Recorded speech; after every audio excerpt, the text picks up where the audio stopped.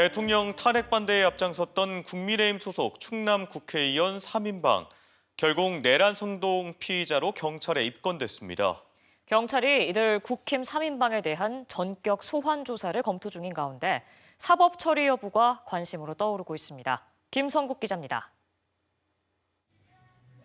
윤 전 대통령에 대한 1차 체포영장 집행 만료일이었던 지난 1월 6일 서울 한남동 대통령 관저 앞에 홍성예산 강승규, 보령서천 장동혁, 국민의힘 소속 국회의원이 나타났습니다.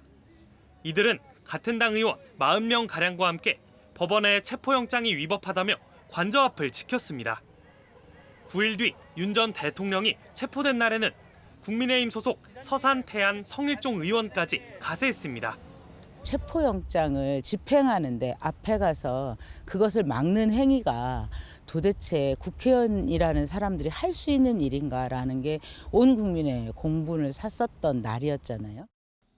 지역 정당과 시민단체는 각각 강승규, 장동혁 의원, 성일종 의원을 내란 선동 등의 혐의로 경찰청 국가수사본부에 고발했습니다. 10월 4일 그 국회 회의 불참하고 헌법을 지키지 않고 법을 위반하고 방조한 죄를 우리가 이제 고발을 냈죠. 국가수사본부에서 사건을 넘겨받은 충남경찰청은 이들 의원 3명을 입건하고 수사에 나섰습니다. 하지만 경찰 수사가 진행 중인 상황에서도 탄핵 반대 집회 단상에 올라 가시돋친 혐오의 언어를 쏟아냈습니다. 내란죄가 빠진 탄핵 소추안이야말로 여러분 매주 없는 된장 아닙니까 여러분? 그런데도 헌법재판소는 내란몰이만 믿고 날뛰다가 황소 발에 밟혀 죽게 생긴 깨구락지가 됐습니다.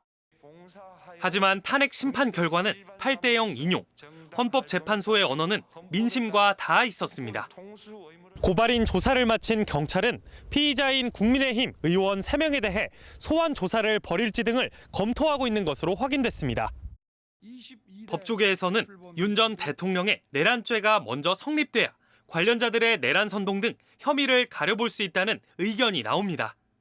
반면 윤 전 대통령이 계엄해제 방해 등으로 탄핵된 만큼 내란을 선동하고 방조한 세력에 대한 수사도 이미 요건을 갖췄다는 주장도 제기됩니다.